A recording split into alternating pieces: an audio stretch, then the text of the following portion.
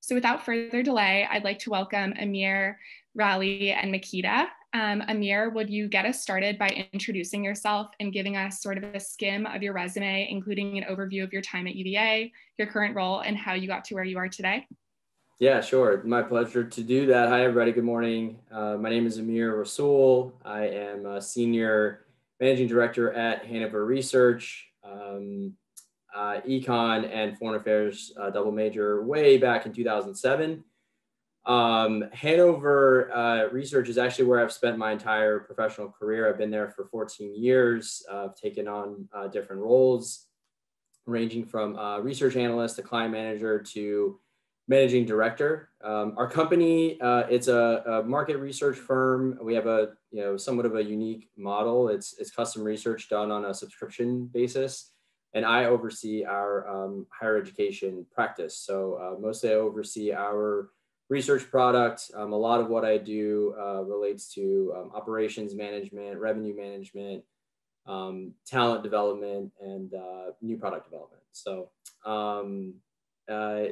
a little bit about me. So again, I double major while I was at UVA. I somewhat recently completed a part-time MBA program at Georgetown back in 2019. Really enjoyed working and pursuing the grad degree at the same time. And yeah, very excited to be part of the panel. Happy to talk about kind of my experiences and more detail about my career. But I guess that's the quick intro. Thanks for having me. Hi guys, my name is Raley, like Pep Rally. I graduated from UVA in 2016, so about 4 to 5 years ago. Like Amir, I double majored in economics and foreign affairs. I've jumped around a lot actually since I graduated. I'm currently working at Snapchat as an acquisition associate. My job is to efficiently drive new advertiser acquisition via paid campaigns. So I spend most of my time running paid media. Let's see, my first formal job out of school was as a digital marketing associate for a software company where I worked on a small team and learned a lot of skills. I then transitioned to a B2C e-commerce company where I enjoyed working there as well for the paid acquisition marketing team as a paid acquisition, like digital analyst, kind of like optimizing the website and also running paid media. And then I switched back to a B2B focus with my most recent job because I found that I really enjoy the challenge of being a B2B marketing associate. Great, thank you guys. Makeda is running a few minutes late, so we'll introduce her when she gets here. But in the meantime, would you both go ahead and walk us through a typical day or week of work for you?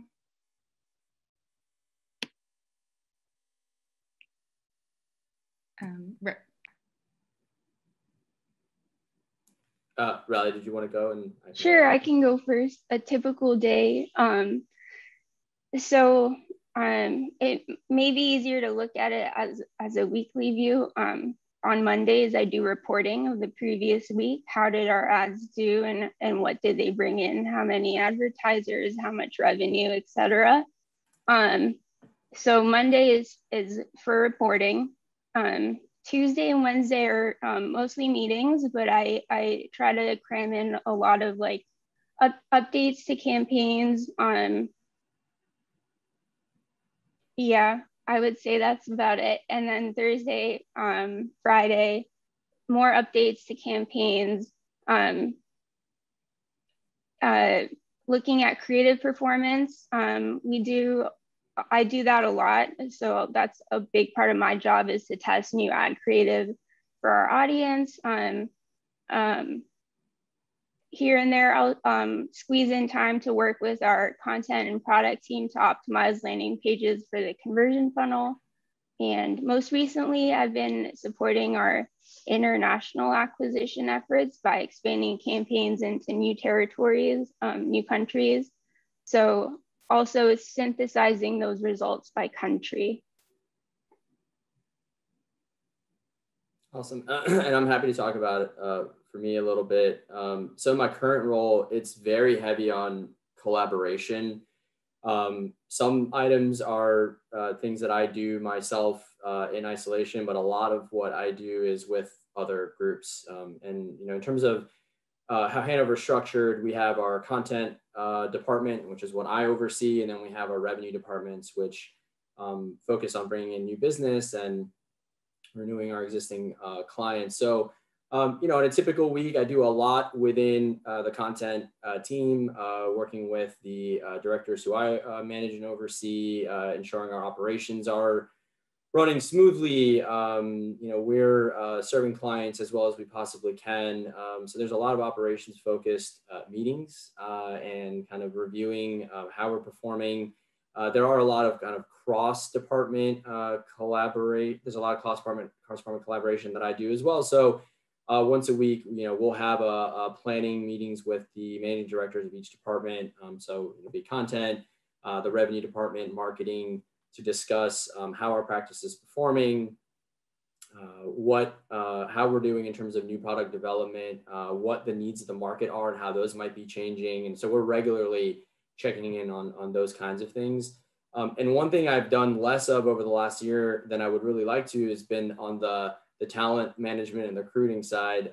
It is a tough year last year in terms of the higher ed industry. Our company was also affected in terms of our growth rate really slowing down, but things have started to pick back up. And so now I'm excited to spend a little bit more time every week on things that have to do with recruiting. So interviewing, taking a look at what skill sets we need on our team, what we need to add in the future to continue to progress in terms of our overall product and what we're providing to clients. So yeah, my wife likes to say, it seems like I'm always in a meeting, which is just about true on a typical work day. I do get some time to kind of focus down on the things that I'm myself individually moving through, but it's a lot of collaboration. And I love that. I love working with people, and I draw a lot of energy out of those kinds of,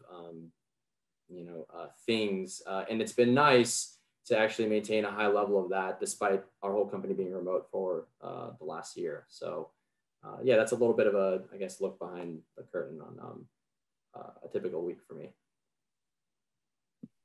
Great, thank you both for that overview. That was super helpful.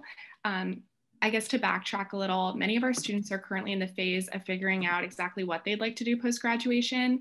How did you guys originally become interested in your field, and how did you ultimately settle on working in marketing or market research?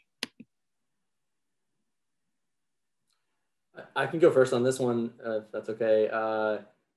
I wish I had a great kind of origin story about knowing about market research and really focusing on that through undergrad. What ended up happening in reality is a friend of mine who was a year older than me, graduated a year before me, told me about Hanover when I was just getting ready to graduate. And it was as a referral, basically. I learned about the company and realized, hey, this seems really exciting and could be a really good fit for me. I think what ended up, in hindsight, what ended up being really helpful was some of the exposure I had, obviously, through the Econ program, understanding how markets work, how organizational decision-making happens.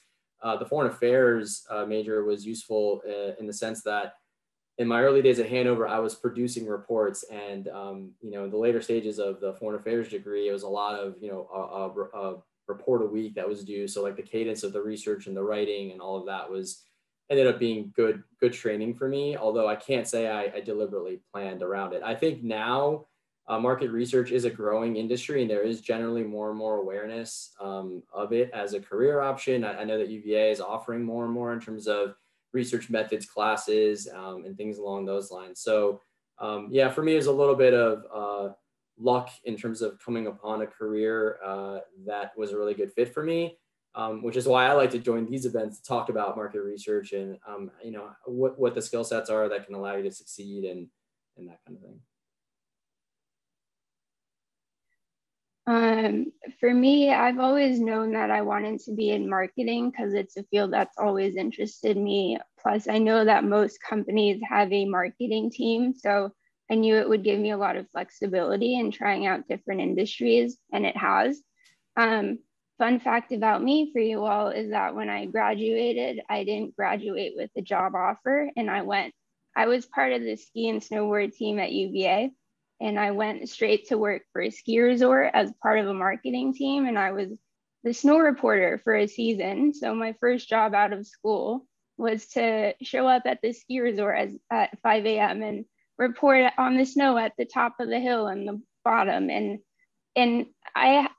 they let me work on the website and other marketing initiatives, which was a lot of fun for me because I knew that eventually I would transition back into a more formal marketing role, and I did. So that was fun while it lasted. I did that for a season in California. And then I applied to a job, like a real job where you learn like a lot of skills. And I was part of a really small team, like I said, at Parasoft, a software company. So a very highly technical product, and it was B2B. And because of the small team I was on, I learned so much about marketing. That's where I learned how to do paid media, really. Like I ran Google search ads. I learned how to do I learned that how to templatize reporting. I learned search engine optimization and tagging using Google Tag Manager and web page optimization and like using Google Analytics really well. And that job I stuck at for about a year and a half, and it sort of gave me a lot of hands-on experience that I think that my current job, the hiring manager found really useful and really stood out. So I think that's how I eventually moved up to being at Snapchat, this B2B experience at my first company. Great, thank you.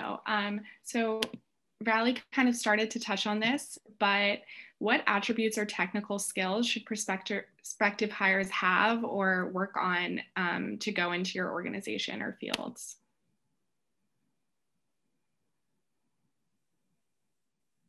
I'm happy to go. In terms of what we're looking for at Hanover and generally in market research, so there are a range of skill sets.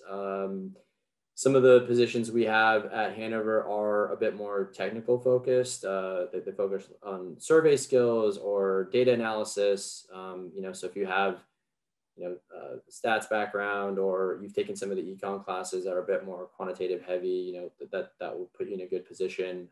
We have specialists who do qualitative research, so virtual focus groups or in-person focus groups, pre-pandemic and hopefully post-pandemic, telephone interviews, but a large pool of analysts that we call them generalists. And the core skill set we're looking for, it's critical thinking, the ability to communicate well, both in written form as well as verbally when interacting with clients.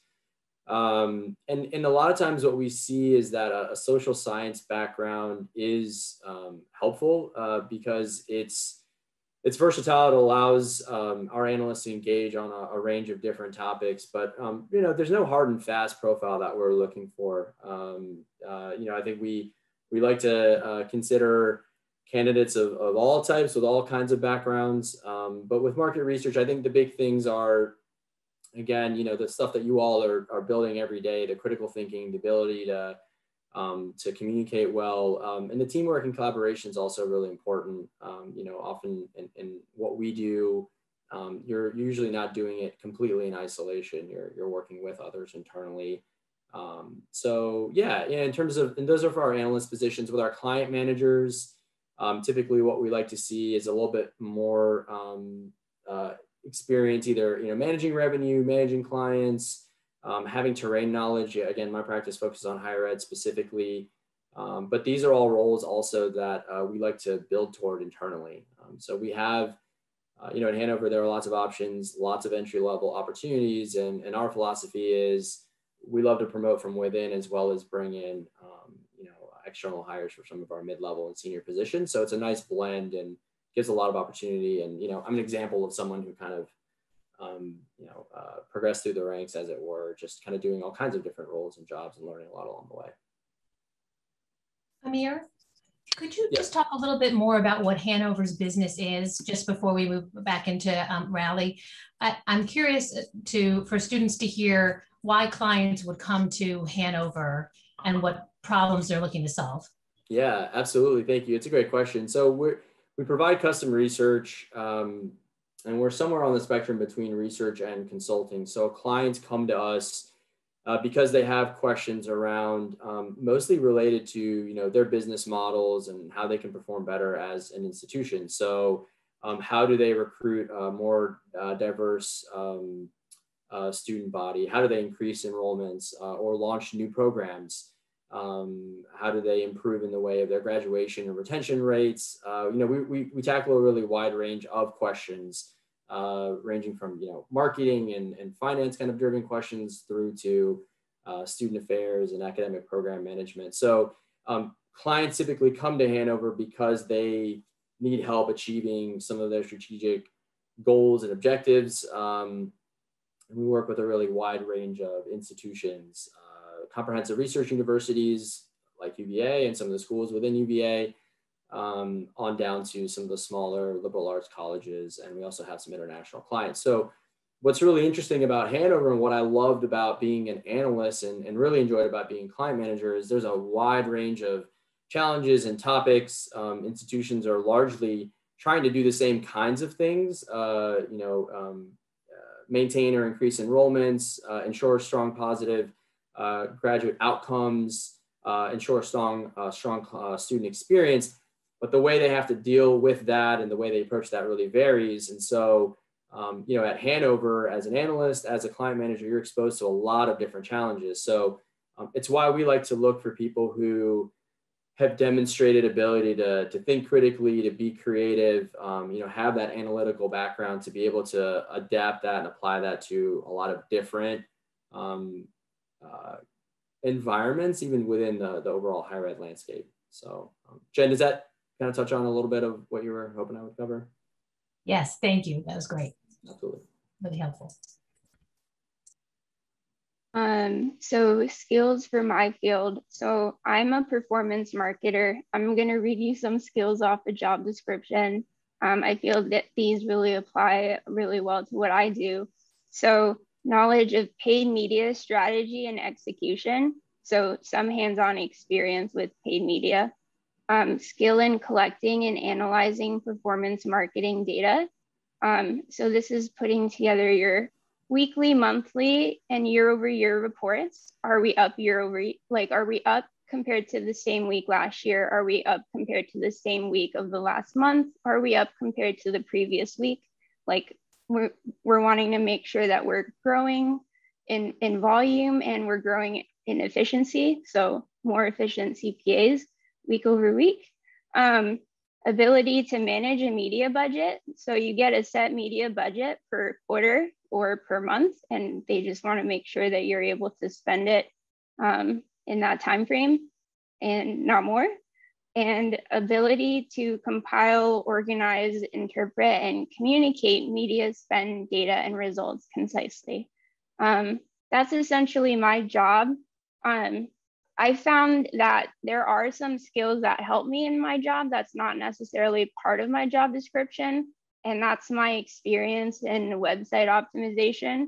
So optimizing for a conversion rate on a web page, for example, like a landing page, and SEO even. So I have a background in SEO, which is search engine optimization, optimizing a page to appear in Google search results. There are a lot of benefits to SEO, and I found that because I have such good experience with it, I've been able to stand out more in my job and talk to other people on my team in ways that I might not have been able to if I didn't have that experience. And that's about it. And I would I don't want to speak for Raley. I'd say for myself, and I would guess for across our company too. Like the other kind of broader skill set that's really valuable is I'll call it project management. Project management, time management. It's a kind of thing that no one will really ask you too much about once you've had your first couple of roles and you're a working professional. But it's the kind of thing that people do tend to ask in the entry-level positions, like, what is your experience managing deadlines or working at a quicker pace? And, it's perfectly fine for you to speak to, some of the things that you're doing now in your undergrad studies, is if it's relating to coursework or, like I mentioned, having the grad level seminar classes where it was a report a week on a different topic and having to kind of come up with your own insights and all of that. Or if it's managing, clubs or whatever it might be, just kind of like the organizational backbone of what you do, feel free to elaborate on that and show that you're able to operate in that kind of environment where, it's deadline intense or whatever it might be. Great, thank you both. That was super helpful. Makeda just arrived, so we'll have her go ahead and introduce herself. Makeda, thank you so much for being here. Could you give us a sort of skim of your resume, including an overview of your time at UVA, your current role, and how you got to where you are today? Sure, and again, apologies for being late. That's real working life, isn't it? But sure, so I graduated from UVA in 2018. When I was there, I studied global development with a concentration in the Middle East, and I minored in economics.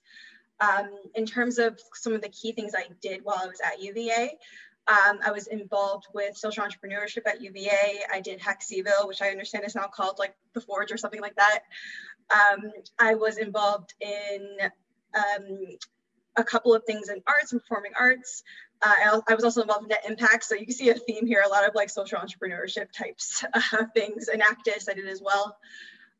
And then I've always had a very deep love of foreign language. So I studied both Arabic and Chinese while I was at UVA and was involved with at the Shea House. So I was in the Japanese floor there. In terms of specific career, I started off interning at Ashoka, again, social entrepreneurship. You can see the theme going there. I interned at Ashoka in 2017 before I joined Unilever. And I joined Unilever through the Unilever Future Leaders Program, which is a really great rotational program. They have it across different functions, marketing, finance, supply chain. And that's how I came into Unilever and started off on St. Ives in an innovations role, moved into a strategy role in hair care, and now I currently work on the brand Tresemme and work in performance and operations. Did I miss anything? That was great, thank you. So our students are entering an unpredictable economy this summer, as many are seeking internship experience and full-time work. Can you guys each speak to how the pandemic has affected your work and your industry, and maybe share some recommendations for students as they approach their searches? And Makeda, we'll go ahead and start off with you. Sure. Yeah, so how has the pandemic affected my work? I think the biggest thing is that I work in hair care and people are not going out, and that means that people are not buying styling products.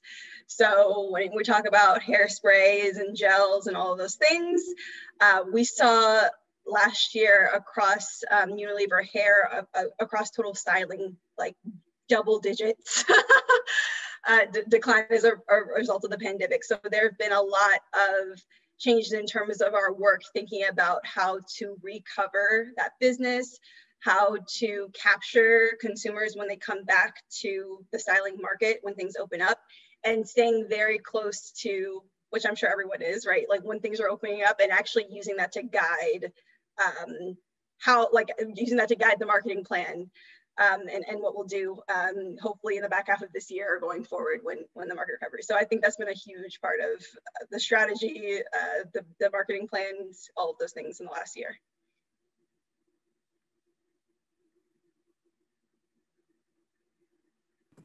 I'm happy to speak about Hanover a little bit. Last year was very challenging for us. We're within the higher ed industry.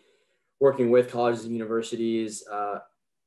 You all lived through this, the uncertainty, when the pandemic hit and what's happening. Are we going to be, back on grounds, or is it going to be online forever? And all that uncertainty translated into our clients having, for the first time at unprecedented levels, budgeting freezes where, despite them recognizing there are questions they needed help with, or things they would want to work with Hanover on, just they had their hands tied. And so for 2-3 quarters last year, we were losing clients who were happy and wanted to continue but couldn't. And so for us, it meant that we actually, for the first time ever, got a little bit smaller as a firm. The 14 years I've been at Hanover, it's been growth. I've loved kind of scaling up the company as I've been there, helping to do that.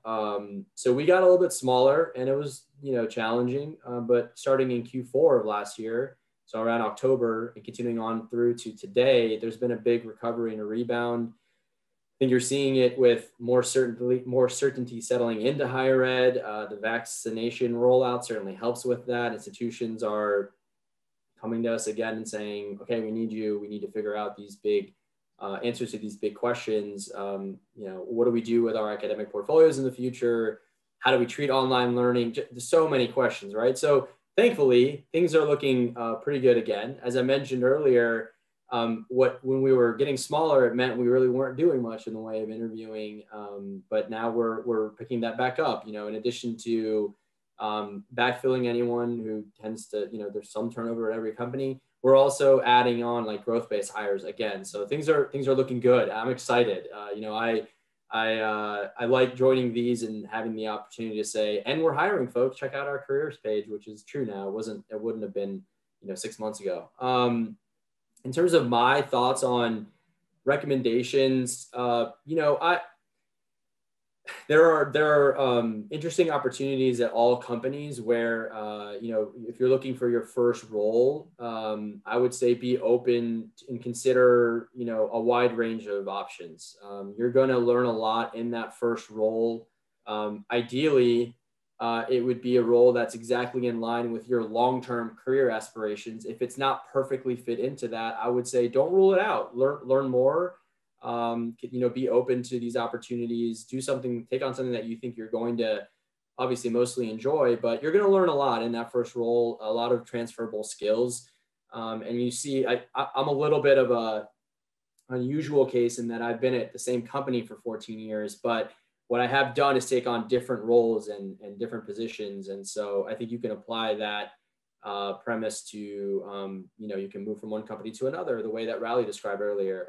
So yeah, I would say, be open, use your network, use your friends. Like networking doesn't have to be like an icky feeling thing. It's reaching out to people and like learning more about what they do. What do you do?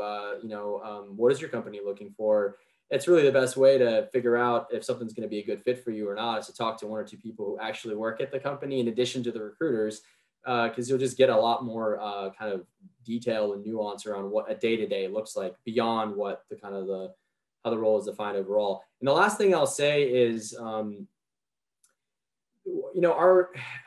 think the technical skills, they're certainly not absolutely necessary. We hire at the entry level, again, at the generalist positions where we're looking for critical thinking for our company, and strong communication, strong teamwork. But if you have the opportunity to take, the class that maybe focuses on research methods, or you feel pretty good about statistical analysis or some of the quantitative analysis skills, and you have the opportunity to build that up a little bit, there's more and more demand for that. Analytics, predictive modeling is making its way into basically everything that we do.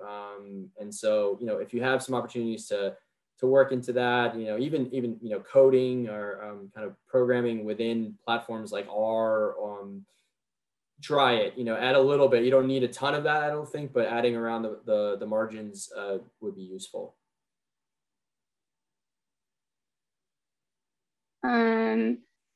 So at Snap, since the pandemic started, our company transitioned to work from home. I think for most roles, like most companies, we received a lot of guidance and flexibility in regards to our work schedules through a year into the future and beyond, which is awesome. We're getting the flexibility to transition to other offices in other countries or other regions if we so feel like it, which is really cool and something I thought that really surprised me.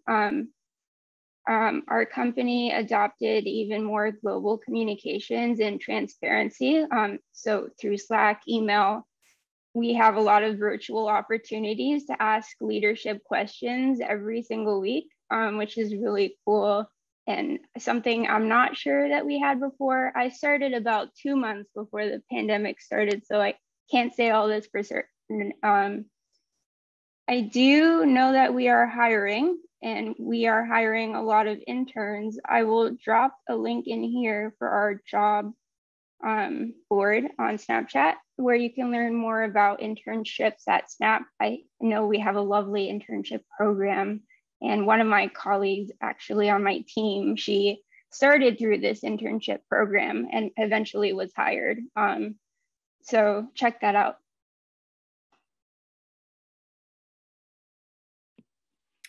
Great, thank you. I'm going to go ahead and pivot because we've received some questions in the chat from students.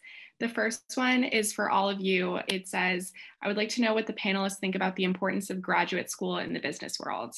If anyone wants to speak to that.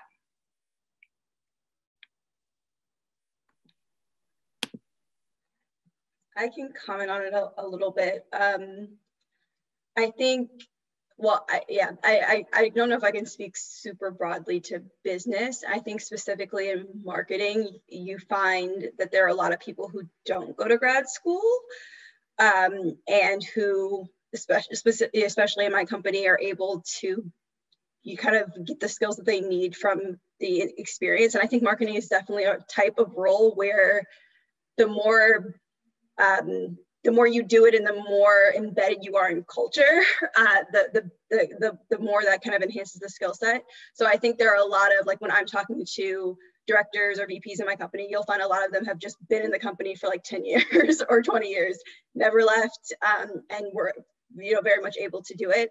I will say at the entry level, it's interesting how the pathway in is usually for somebody who's coming out of an MBA, right? Because if you've talked to anybody about getting the MBA, a lot of times they'll tell you it's about a career pivot. So a lot of people who are coming in as associates are coming out of business school because they're pivoting from a different, they weren't in consulting or finance or doing something different before. But I don't think it's necessary if you're looking at a long-term career in marketing per se, but more so when you're trying to do that pivot.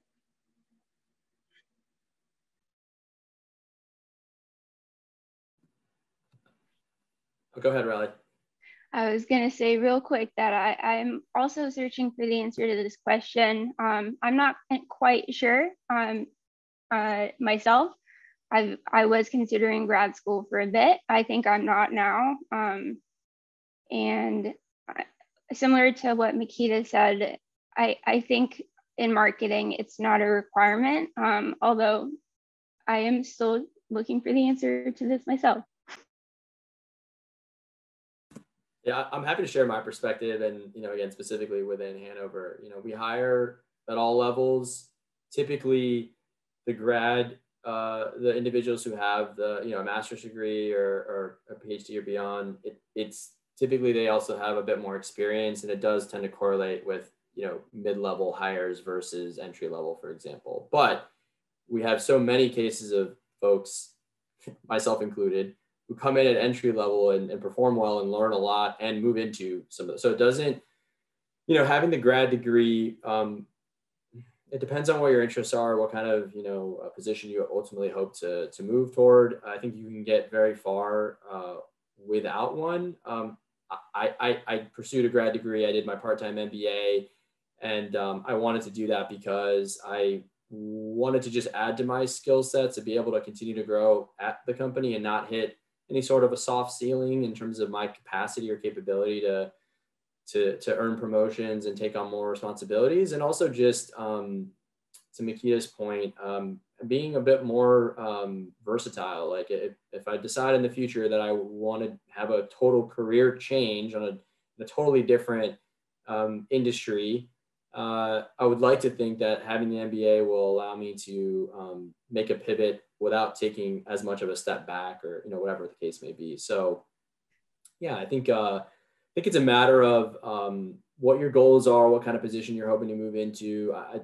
For getting into the workforce and securing that first job, it's certainly at our company not an absolute necessity. I would also say I would encourage you all, in the event that you're thinking of grad school, think hard about what you're hoping to get out of it and how you would want to use that degree. Is it law school, or is it an MBA? Is it a specialized master's program? There are lots and lots of those that are available these days, which I like. I like that those programs are shorter, they're often less expensive, and they're a bit more focused. So, do your homework, learn about what you hope to get out of that program before you actually move into one. But I guess it depends on the individual and what your longer term plans are. I do want to just jump in real quick just to say that master's degree programs tend to be pretty expensive. PhDs, you can probably get funding, and if you can, funding from a school you go to, but a master's degree tends to be expensive, and some firms may offer to pay partially or give you reimbursement. They have arrangements with different universities, so that's something to think about as well. Our next student question is for Raley. Raley, you said you learned a lot of valuable skills working in a small team at Parasoft. Because of that, would you recommend starting off in a smaller team, or what are the benefits of working in a smaller versus a larger team? I can only speak to my experience, and from my experience, I can say that it did greatly benefit me from working on such a small team. Basically, it was a team of 3 to 4 in our marketing department, and I got my hands on everything. So including things that I learned that I didn't like. So for example, I got my hands on email marketing, building templates for email marketing, for emails, building web pages. And I sort of transitioned away from that. So like actually going into the HTML and CSS and designing the layout. So I got my hands on everything in that first job and learned what I didn't like and what I did like. So that's another benefit, in addition to the benefit I mentioned earlier about you get so much experience. And I was lucky enough to have a really proactive supervisor who encouraged me to keep trying new things and keep learning. She was learning a lot of this stuff about SEO herself, and it was really sort of fun just to go through that with her at the same time. Tackle things as a part of a team. And so for me, I really do recommend working as part of a small team, at least for a bit, to see if you can get your hands on a lot of job tasks and sort of learn what you like. Great. The next question is for Makeda. Makeda, could you tell us a little bit more about Unilever, their products, and their competitors, and then also why you chose them considering your interests in social responsibility? Yeah, that's a great question. So starting on the first piece, Unilever. So it's interesting because I think a lot of times in the US specific, Unilever is a global company, right? It's literally everywhere. In the US specifically, I think we know the brands better than we know the actual manufacturer. So Unilever plays in a lot of huge categories: beauty and personal care, foods and refreshments, home care as well. Some of the big brands that you would know would be Dove, Lipton, Ben & Jerry's, Tresemme, Suave, Hellmann's. What else? There's so many. So it's a huge global company. The competitors, of course, are dependent upon which category you're talking about. In hair care specifically, where I work, Procter & Gamble is a really huge competitor. There are really 8 hair brands that make up 50% of our hair market. And then there's 100 brands that make up the other 50%, which is really crazy to think about that balance. or lack thereof. But so the 8 big brands are I think it's Tresemme, Pantene, Suave, OGX, Head and Shoulders, and I think Unilever owns 2 out of those 8, Tresemme and Suave. And so when we look at our big brands, we're really focused on the other huge brands in the category, even though we have all these niche players that are literally biting at our heels all the time. And that's always a huge topic. Anchor brands versus niche brands, and how do we balance that? How do we play with them? And then, sorry, what was the second part of the question? The second part of the question was asking about why you chose to work there, considering your background and interest in social responsibility. Yeah. So I think that's an interesting one, and honestly, it was a huge conflict in a way. Well, the conflict makes it sound too serious. It was hard for me at the time when I was graduating, figuring out what I wanted to do next. And I also don't know if that my interest is just in social responsibility as it is in just thinking about business in a very broad way, and all of the ways that all the ways that skill set can be used beyond just a bottom and top line, creating profit generating sales. And because I studied global development and had an understanding of different dynamics and world systems, I think it was just kind of an interesting intersection for me. But Unilever, as a beauty and personal care company, is very focused on sustainability and positive impact. And purposeful brands, I would say. That is absolutely a part of our strategy, and something that the company is trying to bake into every single brand. So it's not something that has completely fallen off my radar, not a part of my work. It is honestly drilled into us as marketers at Unilever, thinking about how sustainability and purpose is the key growth driver for business. So yeah, I would say that. But I didn't know I was interested in marketing at the time. I was just exploring different things, talking to different people, and someone actually introduced me to brand management. And I said, hey, that sounds really interesting, and that's kind of how I ended up at Unilever. So.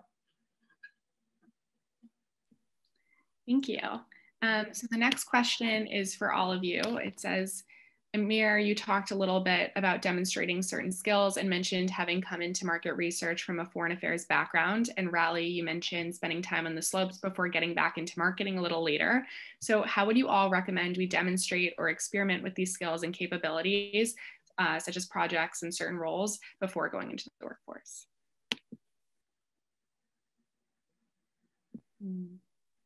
Amir, do you want to start us off? Yeah, sure. Happy to. So if I were in your shoes today, second years, third years, fourth years. So I think in terms of whatever organization or organizations you're involved in, for me, it was, volunteering through Madison House and UVA Club Soccer, whatever it is. If you're able to show leadership or you're spearheading an event or something along those lines, I think that shows a lot. Like, you're demonstrating that you can lead, but also work well with others, and that you're going to contribute a little something to the organization, right? So when we're hiring people, obviously the things that matter the most are the hard skills and how good of a fit we think they're going to be, but the soft skills also matter. And it helps if you're demonstrating that you're proactive, or you're going to take a hands-on approach to things. In terms of courses and coursework, you're limited to some extent because you've got to pursue your majors and you have certain options. But look for the opportunities to add on. I won't pretend that I know what the course catalog looks like today for you all, and the options that you have, but I would look at what's offered, again, in the way of the research methods. Is there work in the statistical analysis or quant, maybe focused on really learning R, for example, those kinds of things. So a little bit of that, in the way of the coursework. And then just going back to what I mentioned earlier, and talk to people, learn about what they do. I'm unfortunately not able to do the office hours portion of this, but I'm very happy for you all to reach out to me if you want to learn more about Hanover. Just talk to people, understand what they do, what their roles entail, what they like, what they don't like. You'll soak up a lot of information. There's that whole kind of part of once you actually get into interviewing, doing your homework on the company, understanding what, kind of their bigger goals are in addition to the position you're applying for. That's a really specific thing, but when you get the interviews, if it's on grounds or wherever it might be, do your prep, do your homework, practice, with somebody else in terms of the actual interview itself. So kind of jumped around into a few different areas, but that's what stands out to me in terms of a few suggestions. I'm going to mirror what Amir said, be proactive. So with my first job, I wasn't really part of too many clubs or projects at UVA. I was part of the UVA ski and snowboard team, like I mentioned. That didn't necessarily help me get my job at the ski resort, but it did help me to say that I was so passionate about snowboarding that I did join a team at school and was passionate about filming some of the events that we did. So I was talking about how I was trying to film, and one of my films was not a film, but a snippet of a snow day that we had at school was featured on the blog. So I mentioned that and they were they thought it was cool. I'm not sure if it helped me get the job, but the fact that I was proactive and passionate about something, I think did help. And I guess I want to say also, don't be afraid just to keep putting yourself out there. After I got my job at the ski resort and decided I needed to move on, I spent 2 weeks of just nonstop 8 hours a day applying to jobs before I got my next one. So be proactive. Can I just jump back in with a point? Because I really agree with what Raley just mentioned. It's the timing, unfortunately for you all, it's not awful, but it's also not the best market, right? For those grads who are graduating this year, things are going to compressively get better. But I would say be persistent and don't be discouraged if your first handful of attempts don't pan out. It can feel, this is a while ago for me now, but it can feel like the end of the world if you're not successful in that very first go around. But it's not, just be persistent, put work into it. It's great if you're getting kind of the on grounds interviews or through the UVA recruiting, you can get very far that way. Don't hesitate to maybe branch out in addition to that too. If you feel like you need to work at it, you will find a good opportunity, something that you're happy with, but don't be discouraged if it doesn't kind of just fall into your lap. You gotta get after it and be persistent, and you'll see the results from that. So yeah, I just wanted to echo that. Great point, Raley. Yeah, and I'm gonna echo it a third time because I think it's true. I think that was, that level of persistence was definitely relevant when I was doing my job search even before COVID. And so I think it's definitely a huge part of it. But I also will say, in general, I think this is kind of the beginning journey of you just trying to start to figure out what you want. Right. And so the biggest thing that I felt was helpful was persistence, of course, to keep applying, but also just the conversations you have with people, because that's how you begin to put pieces together and figure out what you're trying to go after. You really don't know, and it's really not useful to force fit yourself to skills that you think a company wants. That is out of line with your own interests and passions. You want your story to make sense. Your story will make sense if it aligns with who you are, what you're interested in, and what you're passionate about. And then, of course, with that, you can begin to identify, okay, I'm really interested in this. Here are some of the gaps that I probably have, and I can go get this skill and things like that. But it takes time. It's not Yeah, it's not like a one pager, here's the boxes to check. So I would really think about it more so in that way. Unsurprisingly, I'd also like to kind of double down on something that Makeda just mentioned. I have an anecdote, from one of my friends in the MBA program, smart person, was interviewing for a position.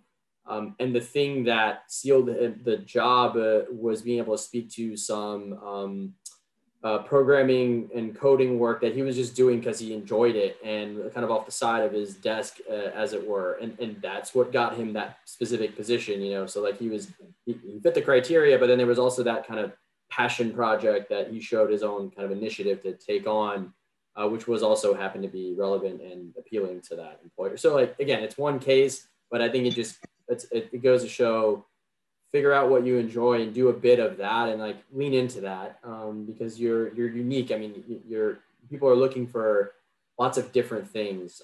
So follow what appeals to you, and then but like focus some time on it. Great, thank you guys so much. I think we have time for one more quick question. This is another student question, but could you guys each speak about a project you've worked on, either one that you did recently or one that you really enjoyed working on, that demonstrates the kind of work your firm undertakes?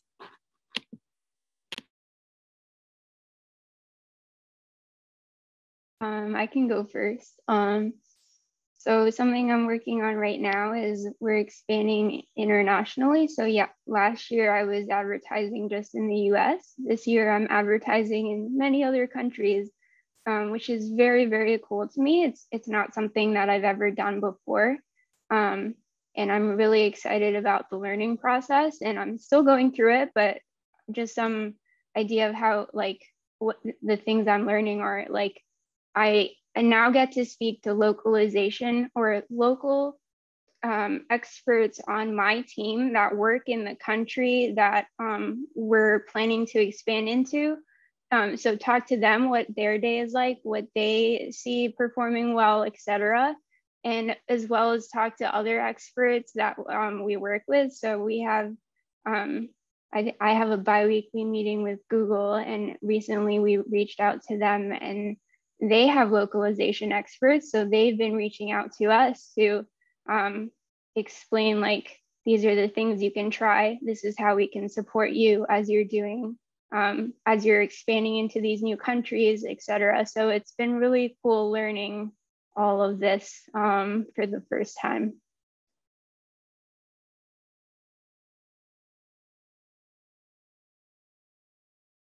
I can go next. One of the things I really enjoy about Hanover is, we're focused on serving, our individual clients they come to us with their goals and their challenges, and then we help them work through that. But we also try to contribute in the way of broader thought leadership within the higher education space. And so what I really love about our response to the pandemic last year is that we put a lot of valuable content out, into the world, understanding the kinds of challenges that prospective students are working through as they're working, going through the pandemic, what parents and other stakeholders really kind of are concerned about.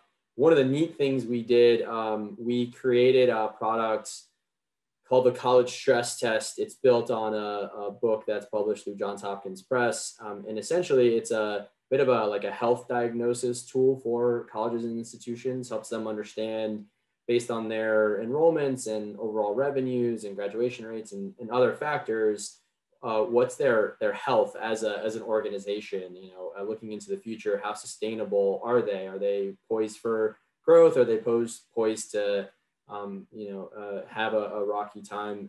We put that into our client-facing portal, and for some institutions, it's confirming what they already have a very good handle on, and for other institutions, it's giving them a set of like a clear framework and set of insights to put into focus, like what their challenges are and what they need to address moving forward. So, just an example of something that we created, not for a single client, but to kind of help higher ed more broadly. We've been doing more and more of that, and that's really rewarding, just to be able to contribute, in that way to the higher ed space as well.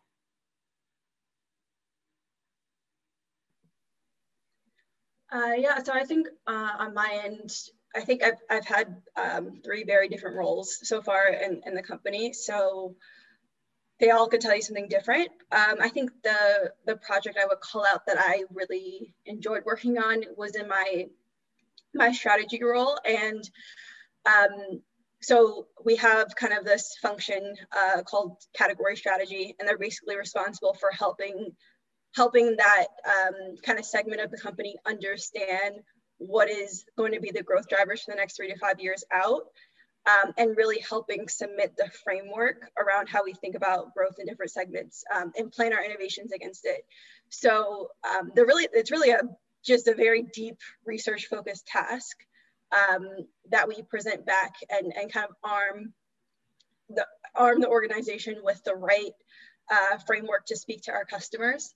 And when I say customers, I'm talking about retailers. So like from the manufacturer's perspective, retailers are like Walmart, Target, CVS, et cetera, where the consumer is like you or I going into the store.